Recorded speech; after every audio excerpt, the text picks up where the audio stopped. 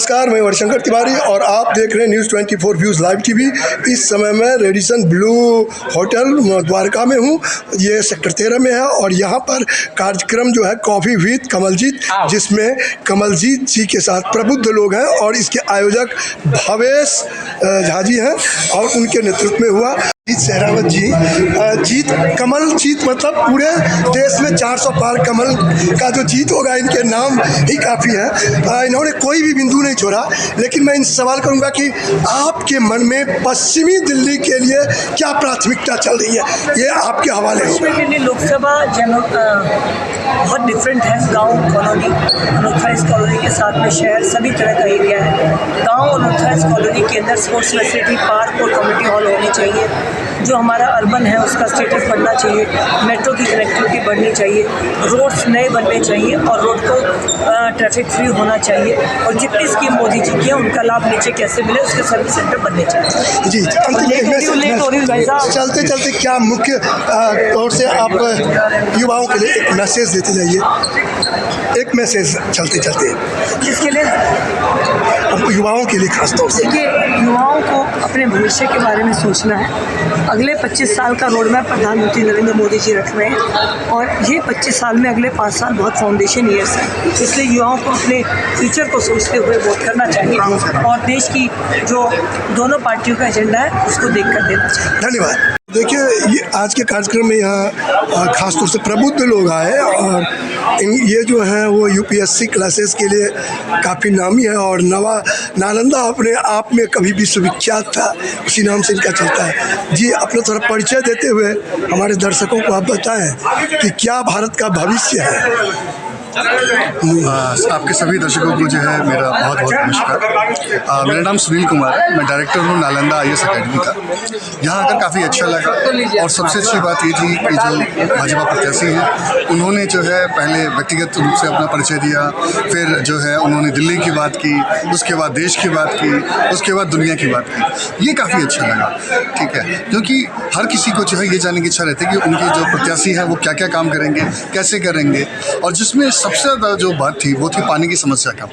पानी की समस्या के लिए उन्होंने बताया कि जो है कैसे उसको जो है 2 लाइन वाली पानी की व्यवस्था करनी चाहिए ताकि पीने की पानी की समस्या को दूर किया जा सके। और पानी के लिए जो है जो वेस्टेज जो हो रहा है उसको जो है क्या करें, बर्तन धोने में, गार्डनिंग में, बाकी जगह उसको यूज़ करें।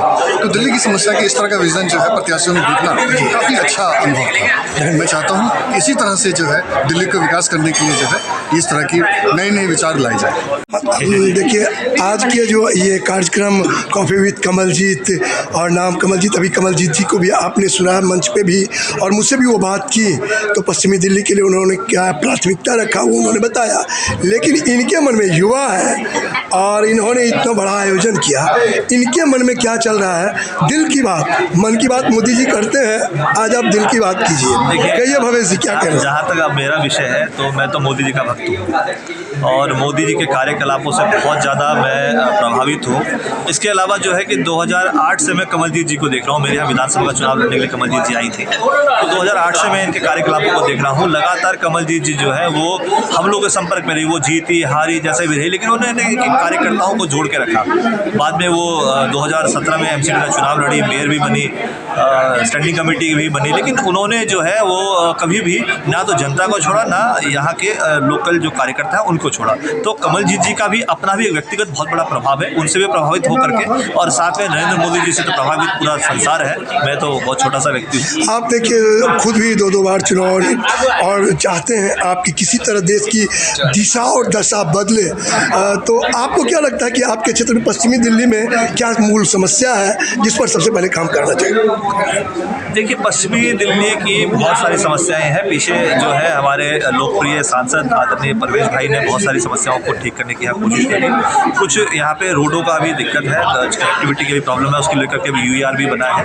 और कहीं ना कहीं जो हम आज एक क्षेत्रीय स्थिति की बात ना करें, हम बात करें कि राष्ट्र में किस चीज़ों की आवश्यकता है, तो अगर हम राष्ट्रीय परिवेश में बात करें तो मोदी जी का विजन बहुत क्लियर है। वो गरीब के लिए, किसान के लिए, मजदूर के लिए, महिलाओं के लिए, सबके लिए उनके पास बहुत अच्छा विजन है, देश की सिक्योरिटी के लिए, सुरक्षा के लिए। तो अभी तो मैं देश की बात करूँ, ये तो पश्चिमी लोकसभा तो हम बाद में देखेंगे इसमें क्या क्या आवश्यकता है। बताएं किस आधार पे 400 पार?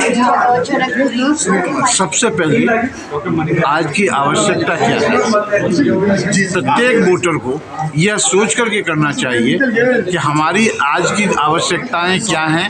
हम उन्हें दो भागों में बांट करके देखते हैं। पहला राष्ट्रीय स्तर पर क्या है, दूसरा हमारे व्यक्तिगत स्तर पर है। हमारी व्यक्तिगत जितनी भी आवश्यकताएं हैं वो किसी भी रूप में पूरी हो सकती हैं। अगर हम उस निजी स्वार्थ में जाएंगे तो राष्ट्र का अहित होगा। अगर राष्ट्र नहीं रहेगा तो हम कहाँ रहेंगे। इसलिए हमें सबसे पहले राष्ट्र की नीतियों को देखना चाहिए।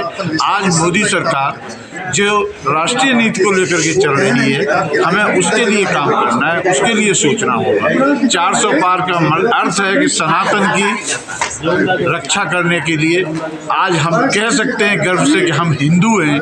यह शब्द हम 10 साल पहले नहीं कह सकते। आज जो आवश्यकता है वो इसी बात की है, सनातन धर्म की रक्षा के लिए यह आवश्यक है। आज भारत सरकार में देखा जाए तो वही कर्मचारी हैं, वही नेता हैं, वही पब्लिक है, लेकिन मोदी जी ने सोच में परिवर्तन कराया है। सोच में परिवर्तन किया है।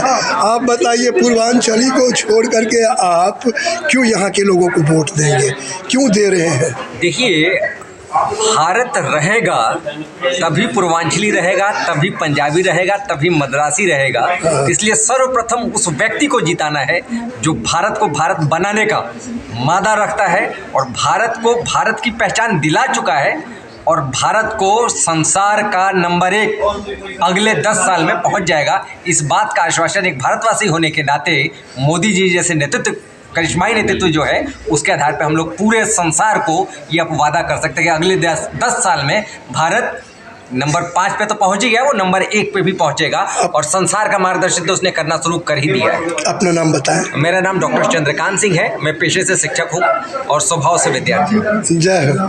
देखिए, इस तरह से तरह तरह के लोग हैं। बड़ी खुशी हुई आपने हमारे चैनल के साथ बात किया। आप एक लाइन में, आज आप मुख्य अतिथि के रूप में रहे, क्या कहना चाहेंगे?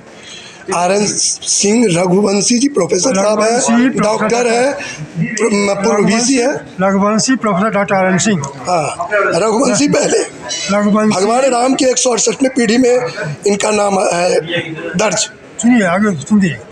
मैंने इनको सलाह दिया है, आप शिक्षित हैं, आपको 5 साल बाद समय मिलता है, तो पूरी सोच समझ करके अपने मत का प्रयोग करें, ताकि जो व्यक्ति चुन के आएंगे किसी भी जाति, किसी धर्म से हो, जुड़े हों, उसकी आपको गणना नहीं करनी है इसका चुनाव के लिए, ताकि आपकी लोकल इश्यूज है उसका समाधान हो, राष्ट्रीय अंतर्राष्ट्रीय इश्यूज का समाधान हो, आपका गौरव बढ़े, आपके देश का गौरव बढ़े, आप विश्व में आपका नाम हो और आपकी परेशानियों को कम से कम किया जाए।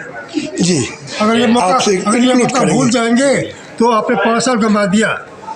ये कुछ नहीं बताया कि किनको आपको वोट देना है। जय हो। आप बताएं। राष्ट्रीय विचारधारा से जुड़े हुए कैंडिडेट को वोट देना है, क्योंकि राष्ट्रीय विचारधारा जो हिंदुत्व की विचारधारा, सनातन धर्म की विचारधारा, जो भारत के भारतीयता की विचारधारा है, उसके प्रतिनिधित्व नरेंद्र मोदी जी कर रहे हैं। और उसके जो कैंडिडेट पश्चिमी दिल्ली से है, कमलजीत सहरावत, महान शिक्षाविद है और लोगों को बहुत ही प्रेरित करती है। उनको वोट दिया जाए और उनको जिताया जाए, ताकि राष्ट्रीय सोच हम लोगों की मजबूत हो, राम राज्य की परिकल्पना साकार होगा क्या, ये तो आने वाला 4 जून बताएगा। फिलहाल कैमरा पर्सन के साथ मैं हरिशंकर तिवारी, रेडिसन ब्लू, द्वारका 13।